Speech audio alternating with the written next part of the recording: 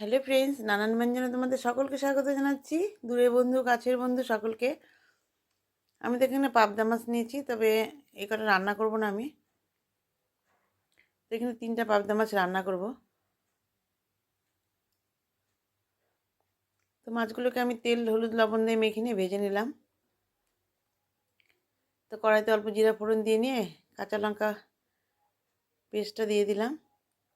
এদিকে একটু বেগুন ভাজা করে নিচ্ছি। তো এখন এর মধ্যে দিয়ে দিব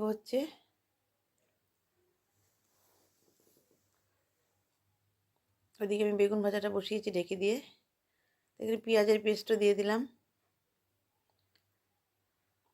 আর কাঁচা লঙ্কার সঙ্গে আদা পেস্টও ছিল।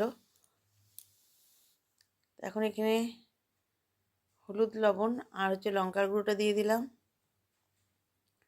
দিয়ে ভালো করে একটু মিশিয়ে নিচ্ছি আর ভাজা ভাজা করে নিচ্ছি। এখন ধনে গুঁড়ো, জিরে গুঁড়োটা দিয়ে দিলাম।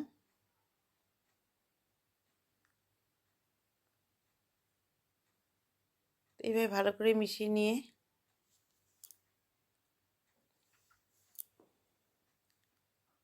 এখন এর মধ্যে একটু জল দিয়ে দিচ্ছি। জল দিয়ে নিয়ে এখন এর মধ্যে সব মাছগুলোকে দিয়ে দিলাম, পাবদা মাছগুলোকে। তো এখন এর মধ্যে ধনেপাতা দিয়ে দিলাম। এভাবে সিম্পলভাবে আমি মাছটা রান্না করে ফেললাম। তো এখন আমি নামিয়ে নিয়েছি। তো পুরনো বন্ধুরা, তোমার আমার পাশে থেকো সবসময়, আর নতুন বন্ধুরা অবশ্যই সাবস্ক্রাইব করে পাশে এসো। এখন আমি সার্ভ করে দিলাম। তো বন্ধুরা, তোমরা সবাই ভালো থাকো, সুস্থ থাকো এবং আমার পাশে